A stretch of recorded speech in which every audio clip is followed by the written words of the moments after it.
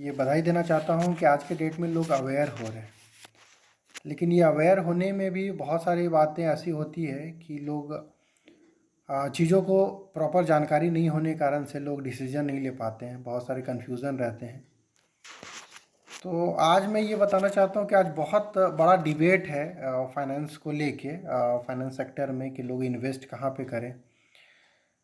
LIC कोई करता है, कोई म्यूचुअल फंड में जाता है, तो कोई कहता है कि म्यूचुअल फंड ज़्यादा रिटर्न देता है तो एलआईसी नहीं करना चाहिए। कोई कहता है कि सिक्योरिटी है तो एलआईसी करनी चाहिए।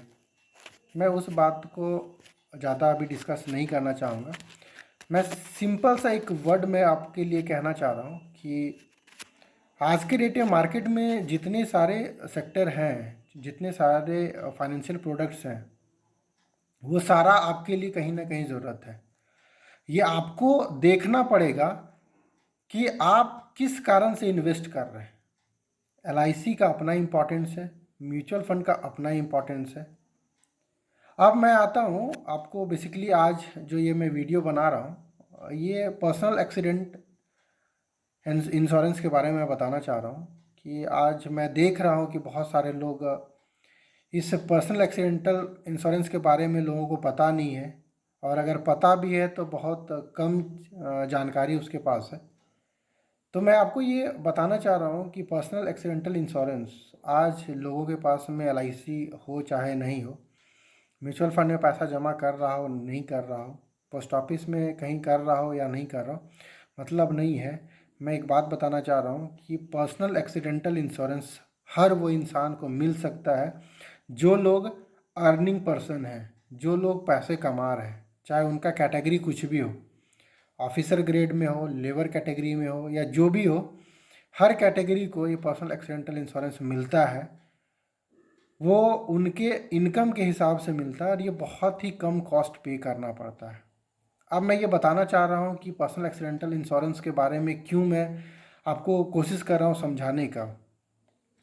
इसका इम्पोर्टेंस को समझिए कि आज आप एलआईसी कर रहे हैं, टर्म प्लान ले रहे हैं, XYZ कुछ भी कर रहे हैं। अभी क्या होता है ना कि वो जो एलआईसी होता है वो आपका जो रिस्क कवर करता है वो डेथ के बाद के लिए करता है। मतलब आपका नॉमिनी को प्रोटेक्ट करता है कि अगर आपको कुछ हो जाता है तो वो पैसे आपके नॉमिनी को दे दिया जाता है, ताकि आपका जो डिपेंडेंट पर्सन है उसको फाइनेंशियल चैलेंजेस आने से वो थोड़ा बचते हैं। लेकिन पर्सनल एक्सीडेंटल ऐसा इंश्योरेंस है जो बहुत ही कम प्रीमियम में आपके लिए एक तरह का ये सपोर्ट खड़ा रहता है, एक आपके नॉमिनी के लिए, आपके खुद के लिए। ये समझना बहुत ही ज़रूरी है। मैं ये बता रहा हूँ आपको कि ये जो इंश्योरेंस है ना, आज आप हो सकता है कि बहुत हेल्दी लाइफ जी रहे हों,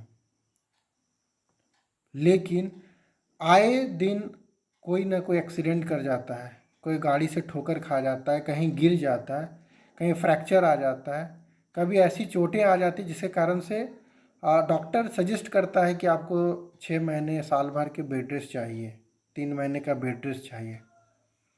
उस केस में होता क्या है ना कि जब हमारा जो इनकम होता है वो उसमें रुक जाता है या रुकने के कागार पे चला जाता है, और ये हमें दिन पर दिन ये टेंशन होने लगता है कि कब मैं ठीक होऊंगा और वापस मैं अपना जॉब करूंगा या बिज़नेस करूंगा।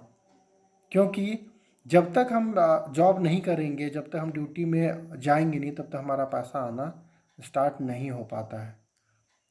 ये यहाँ पे पर्सनल एक्सीडेंटल आपको ये कवर देती है कि आपके जो लॉस ऑफ इनकम है, जो डॉक्टर ने आपको सजेस्ट किया है कंप्लीट बेड रेस्ट में, उस केस में कंपनी आपके बिहाफ में जो आपका जो पेमेंट है उसको फुलफ़िल करती है वीकली बेस्ड पे।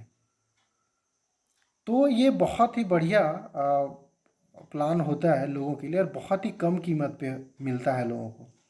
इसको जानना और समझना ही बहुत ज़रूरी है। दूसरा क्या है कि मैंने जो बोला कि डेली लाइफ में आज हम कहीं ना कहीं रिस्क कवर कर रहे होते खुद के लिए। कभी बाइक चला रहे होते तो लगता है कि या खुद गिर जाएंगे या किसी के द्वारा ठुक जाता है तो भी हमें बहुत बड़ा लॉसेस सहना पड़ता है। कभी ऐसा होता है कि घर पे ही है लेकिन स्लिप कर गए, बाथरूम में गिर गए या कहीं पैर स्लिप कर गया, सीढ़ी से गिर गए, उस केस में भी हमें बहुत बड़ी चोट आने की संभावना होती है। और उस केस में भी हमारा क्या होता है कि कंप्लीट बेड रेस्ट पे सिनारियो बनता है। तो उस केस में भी हमारे पास जो लॉस ऑफ इनकम जो होते हैं वो कंपनी पे कर रही होती है। तो पहला प्रॉफिट जो आपने देखा कि लाइफ में अभी डेथ की कोई सिनारियो नहीं, पहला जो जो जनरल लाइफ में हमारे साथ होता है, ठीक है ना, वहाँ पे आपको लॉस ऑफ इनकम बहुत बड़ा सपोर्ट करता है कि आपके इनकम को कोई प्रोटेक्ट कर रहा है। तो आपको ये पर्सनल एक्सीडेंटल इंश्योरेंस में आपको इसका बेनिफिट लेने का मौका मिलता है। दूसरा क्या होता है ना कि उसी दौरान में जिस समय आप बेड रेस्ट पे हो, उस समय कहीं हमारे बच्चे का एजुकेशन फ़ी भरना होता है, तो उसकी भी फ़ी भरने के लिए जब हमारी इनकम ही नहीं आ रही है तो हम फ़ी कैसे भरेंगे, और उसका भी चैलेंज हमें बहुत बड़ी होती है। तो उसको भी प्रोटेक्ट करने के लिए पर्सनल एक्सीडेंटल में आपको मिलता है। उसके बाद क्या होता है ना कि आप किसी तरह का लोन लिए हुए हैं, और सेम मैं बता रहा हूँ कि उस दौरान में किसी एक्सीडेंटल के दौरान में आप बेड पे हो, तो ईएमआई भी, क्योंकि आपकी इनकम नहीं आ रही थी, ईएमआई आप भर नहीं पाए, जिसके कारण से वहाँ भी एक नया चैलेंज आता है, तो वहाँ भी प्रोटेक्शन करने का मौका मिलता है। उसके बाद मैं बताऊँ, डेथ का भी बेनिफिट मिलता है, एक्सीडेंटल डेथ का भी बेनिफिट मिलता है। और पार्शियली अगर डिसेबिलिटी अगर हमारे बॉडी में आता है किसी तरह से एक्सीडेंटल के दौरान में, तो भी इसका भी हमें एक कवरेज मिलता है। कोई पार्शियली हमारे साथ कोई डैमेज आता है तो भी हमारा बहुत बड़ा कवरेज मिलता है, और ये बहुत ही नॉमिनल प्राइस में होता है। ये पूरी साल की अगर आप कॉस्ट कैलकुलेट करोगे तो शायद बहुत ही कम आता है।